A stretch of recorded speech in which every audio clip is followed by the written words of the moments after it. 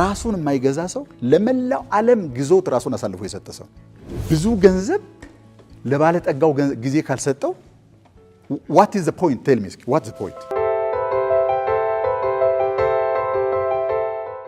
ትልቁ ጥያቄ እዚህ ቦታ የመጣችሁበት የሆነ ምክንያት ይኖራል ምክንያቱን እኔ አላቀውም ምናልባት እናንተም ቁልጭ አርጋችሁ ላታቁት ስላላችሁ ግን የሆነ የምትፈልጉት የህይወት መሻሻል አለ የሆነ ልታሳኩ የምትፈልጉት የህይወት ግብ አለ የሆነ በህይወታችሁ ውስጥ ያልተስተካከለ የሚመስል ልታስተካክሉ የምትፈልጉት የሆነ ነገር አለ የሆነ እንዲወለድ የምትፈልጉት የምታመጡለት የሆነ ነገር ይኖር ይሄን ነገር በአዲስ መንገድ ከዚህ በፊት ሞክረን ወድቀን እዛው እየተንደፋደፍን በረግረግ ውስጥ እንደሚሄድ ሰው አንዱን እግር ስትከቱ አንዱ እግር የወጣውን ስትከቱ የወጣው እግር እንደገና መልሶ እየገባ በድግግሞሽና ሲወቅጡት እንቦጭ ውስጥ ምንኖር ሰዎች ካለን መለወጥ እንፈልጋለን definitely መንገዱን አናቆ ይሆናል የምንፈልገውንም ነገር አጥርተን አናቆ ይሆናል ለውጥ የማይፈልግ ሰው ግን እስከዛሬ ድረስ ምኞት የሌለው ሰው እስካሁን ድረስ አልገጠመኝም የሆነ ለውጥ ትፈልጋላችሁ ወይ ትልቁ ጥያቄ ይሄን ለውጥ ለመጀመር ካንድ ነገር ጀምሬ ብነግራችሁ በጣም ደስ ይለኛል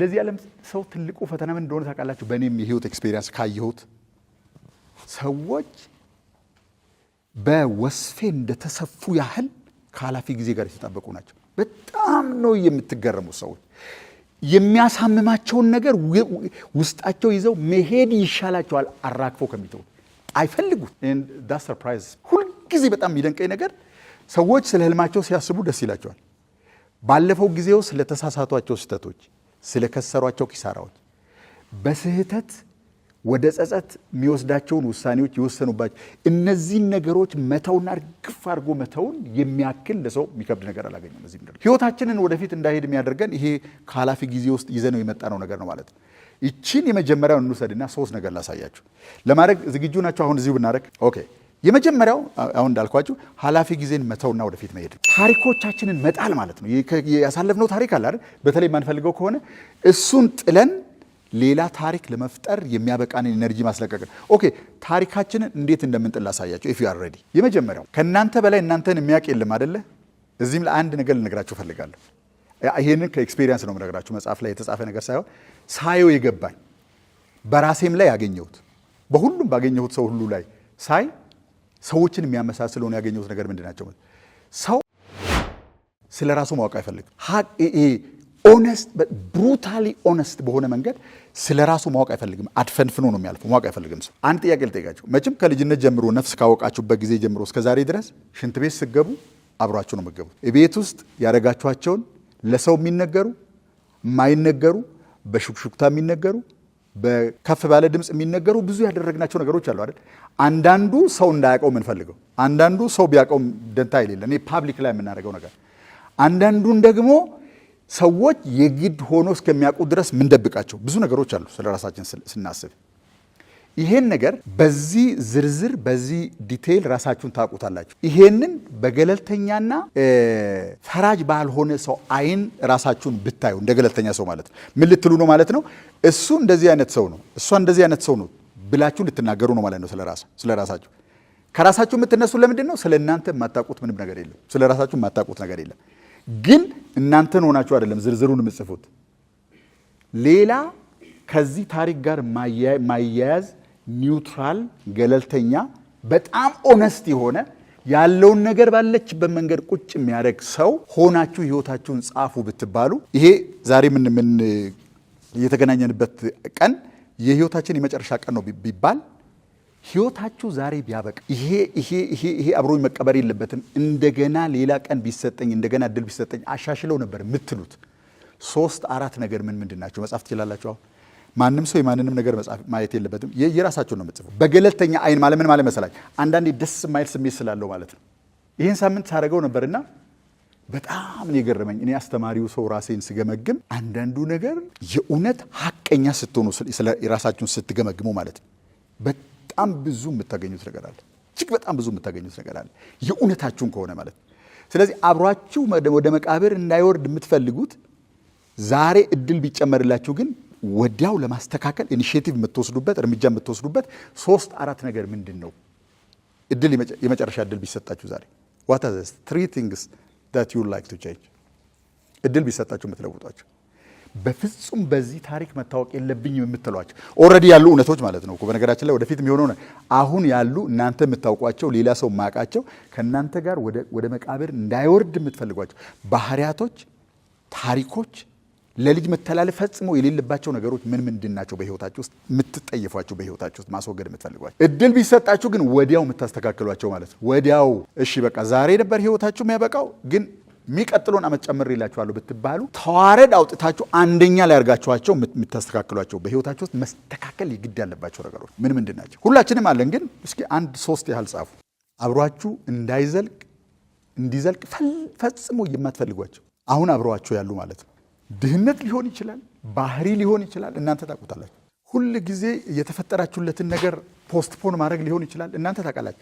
በፍጹም ይሄ ከኔ ጋር መቀጠል የለበትም የምትሉት የህይወት ልምምድ ዋትኤቨር ለልጆቻችሁ ጊዜ አለመስጠት ሊሆን ይችላል። ብቻ ግን ወደ ኋላ እየሄዳችሁ ባሰባችሁ ቁጥር መዓት ነገር ታወጣላችሁ ከህይወታችሁ ውስጥ።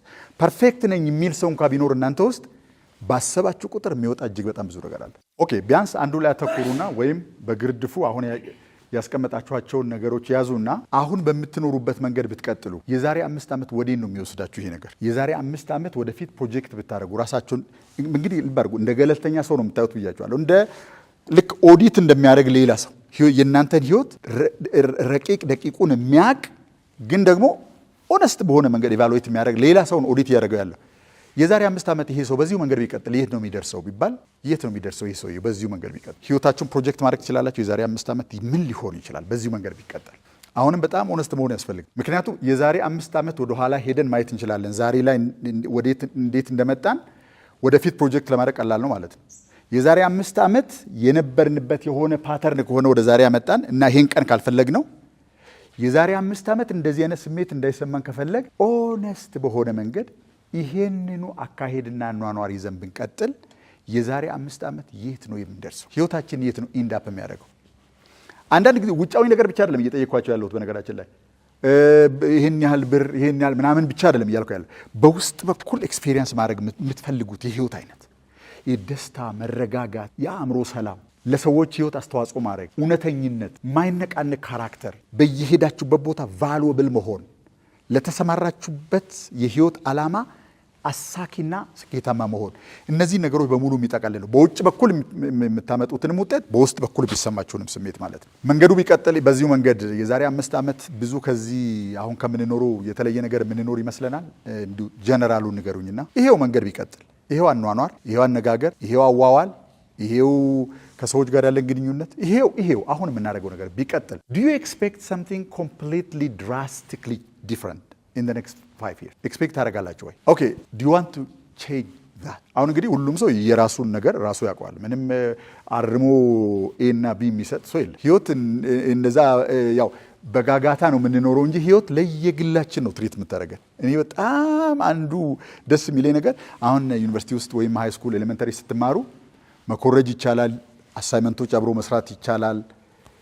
ስማችሁ በሌሎች ባልሰራችሁበት ግሩፕ ውስጥ ተመዝግቦ እንዲሰጥ ልታደርጉ ትችላላችሁ። የሆኑ ፓዞች አሉ፣ የሆኑ ትሪኮች አሉ በታችኛው ህይወት ውስጥ። እዚህ ጋር ስንመጣ ግን you are treated completely differently። አንድ አልጋ ላይ ነው የምተኙት ከሚስቶቻችሁና ባሎቻችሁ ጋር፣ አንድ አልጋ ጎን ለጎን ነው የምተኙት። ሰውነታችሁ ተረካክቶ ነው የምተኙት። ሁለቶቹም ግን የተለያዩ ዓለማቶች ናቸው። ለየብቻ ነው ትሪት የምታደርገው ህይወት። እንትን የለም፣ የሆነ የተቀላቀለ ነገር የለም። ሁሉም ሰው ሰፓሬትሊ በየራሱ ዓለም ውስጥ ነው የሚኖረው። ይሄን ዓለም ስንለውጥ ወደ ውጭ ኤክስፓንድ ስለሚያደርግ ያ እናንተ ውስጥ ያለው ዓለም ጎረቤታችሁ ያለውን ከአጠገባችሁ የሚተኛውን ሰው ወደ ውጭ አፌክት እያደረገ ነው የሚሄደው። ይሄ ዓለም ካልተለወጠ ግን ከሌላ ከውጭ ዓለም የሚመጣ ተጽዕኖ ቁጥጥር ስር ነው የምንሆነው። ወይ ሰው የራሱ አስተዳዳሪ ይሆናል። እንዴ መሰለህ፣ ራሳችሁን ከገዛችሁ ዓለምን ትገዛላችሁ። ራሱን የማይገዛ ሰው ለመላው ዓለም ግዞት ራሱን አሳልፎ የሰጠ ሰው that's how it works። ስለዚህ ይሄንን መለወጥ ካስፈለገ ሰው እንትን ነው ማለት ነው። የፕራይቬት ጉዳይ ነው፣ የግል ጉዳይ ነው። የምትዋደዷቸው አብራችሁ እንትን የምትሉት ወይ ፍቅረኛሞች ወይ ባልና ሚስት ወይ ጓደኛሞች ሊኖሩ ትችላላችሁ።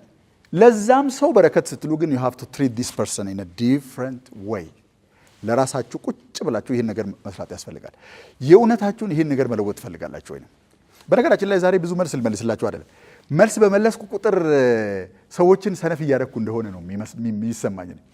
ዩ አንሰር ጥያቄውን ከሰጠኋችሁ ኤቫሉዌት እንዴት እንደምታደርጉ ከነገርኳችሁ እናንተ ውስጥ ያን ነገር መለወጥ የሚችል ኢንተሊጀንስ አለ። ወደፊት ሊድና ላሳያችሁና ከነገሮቹ መካከል አንዱ ለትናንሽ ልጆች ምከሪ ብባል ከመመክራቸው ነገሮች መካከል አንዱ አለኝ ማጠረጥሩት ነገር ይሆን ዶንት ቢ ቢዚ ነው ያለኝ። ምክንያቱም ቢዚ ዳዝንት ሚን ኤፌክቲቭ አይደለ? ይሄ ባተሌ መሆን መውጣት መውረድ ለማንጠፍጠፍ ትሩ ምልልስ ይሄ ያለ አይደለ? ዓለማዊ አክቲቪቲ ነሰሰርሊ ወደ ውጤት አለወጥ ወደ ውጤት እንኳን ቢለወጥ አዌርነሳችን ውስጥ ስለሌለ የህይወቱ ኤክስፒሪየንስ ብዙ ሀብት አለን ግን አናውቀውም ሀብቱኛ እንደሆነ።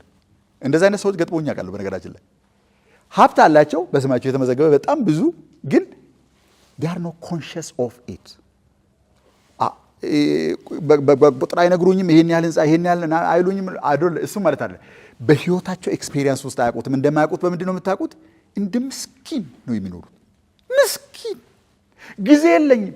መቼ ነው ጊዜ የሚኖራቸው እነዚህ ሰዎች? ቆይ ብዙ ገንዘብ ለባለጠጋው ጊዜ ካልሰጠው what is the point? tell me what's the point? የሚጸልይበት ከጓደኞቹ ጋር ልብ ለልብ የሚደማመጥበት የሆነ ሪትሪት የሚያደርግበት የሆነ ነገር የሚያደርግበት ምንም ከሌለው እንዲሁ እንደባከነ እድሜውን የሚጨርስ ከሆነ የሆነ ሌቨሬጅ ካልሰጠው ያ ገንዘብ ለዛ ሰው የሆነ ነፃነት ካልሰጠው ምንድነው ፖይንቱ? what is the point? ማለት ፖይንቱ ምንድነው? የመኖር ፖይንቱ ምንድነው? at the end of the day በነገራችን ላይ ዲታችመንት ማለት ምንም አይነት ሀብት አለመያዝ ማለት አይደለም። የትኛውንም ሀብት ኦውን አለማድረግ ማለት አይደለም ዲታችመንት። በየትኛውም ሀብት ኦውን አለመደረግ ማለት ነው ዲታችመንት። ሃቭ ኤኒቲንግ በነገራችን ላይ የፈለጋችሁን ነገር ይኖራችሁ፣ የግል አውሮፕላን ይኖራችሁ፣ የግል ጀልባዎች ይኖራችሁ፣ that's all good። እነዚህ ነገሮች ሊገዙን ከጀመሩ ግን ኦውን ካደረጉን ግን እኛ የለንም፣ ፖይንት የለውም እኛ ህይወት ማለት ነው። there is no point in our lives። ፖይንት የሚኖረው መቼ ነው? እነዚህን ነገሮች እኛ ወደ ፈለግነው አቅጣጫ እያፈሰስን ተጽዕኖ ልናመጣበት የምንችለው እኛ የምንገዛው እኛ የምንቆጣጠረው ሀብት ሲሆን ብቻ ነው። ሀብት ስል ገንዘብ ብቻ አይደለም፣ እውቀት ይሁን ሌላ ነገር ይሁን በዝና መልክ የሚገለጥ ሀብት ይሁን whatever እኛ የምንገዛው ካልሆነ የምንገዛበት ከሆነ ላይፍ ኢዝ ሎስ። ኦኬ ስለዚህ የመጀመሪያው ምንድነው? አንደኛው ፖይንት ስር ያነሳናቸው 3 ፖይንቶች። የመጀመሪያው ምንድነው? ኦነስትሊ ህይወታችሁን ብታዩ እንደ ገለልተኛ ሰው ጃጅመንታል እንዳልሆነ ሰው የሆነ ፍርድ ለመስጠት ለመኮነን ምናምን ሳይሆን ኦነስት ሆኖ ጠረጴዛ ላይ ዝርግት አድርጎ በቃ እነዚህ ነገሮች ነኝ እኔ ብለን ካል እና ከዘረዘርናቸው ነገሮች ውስጥ ማንወዳቸው ነገሮች ካሉ ከኛ ጋር አብሮ መዝለቅ የለበትም ይሄ በፍጹም የምንለው በሌላ ሰው ላይ ስንሰማው አደባባዩን ምን ኮንነው አይነት ማለት ነው። እኛ ግን በውስጣችን የምናውቀው ከኛ ጋር አብሮ ያለ ነገር ካለ ማስወገድ እንፈልጋለን አይደል? ከህይወታችን ውስጥ ማስወገድ እንፈልጋለን። ያን ስናስወግድ ነው ቀጥሎ ላለው ትልቅ ክፍተት ምን ፈጥረው። ጽፋችኋል? እስኪ የጻፈ ሰው እጁን ማሳየት ይችላል? የጻፈ ሰው የሆነ ነገር የጻፋችሁ ሰዎች አብዛኞቻችሁ ጽፋችኋል። ኦኬ ሌትስ ሲት ዳውን ኤንድ ዱ ሰምቲንግ ኤልስ። ከዚህ በተቃራኒ ነገር እንስራ። እነዚህ ነገሮች ባይኖሩና ከህይወታችሁ ውስጥ ሙልጭ ብሎ ጥርግ ብሎ ቢጠፉና ልትተዋቸው ብትችሉና ልክ እንደሚያልፍ ወራጅ ውሃ ከህይወታችሁ ውስጥ ጥርግ ብሎ መውጣት ቢችልና በእነዚህ ፋንታ የምትተኳቸው የምትኮሩባቸው የምትደሰቱባቸው ሰላም የሚሰጣችሁ የሚያኮራችሁ አይነት ኤክስፔሪየንስ ፍጠሩ ብትባሉ ምን አይነት የህይወት ኤክስፔሪየንስ ነው መፍጠር የምትፈልጉ? ሰዎች እድሜያቸውን እንዳያጥር በዛች አጭር እድሜም ውስጥ ጭምር ሰፈሪንግ ውስጥ እንዳያልፉ ስቃይ ውስጥ እንዳያልፉ ካስፈለገ ሊኖራቸው የሚገባው ከእንቅልፍ የሚነቁለት አንድ ነገር ነው።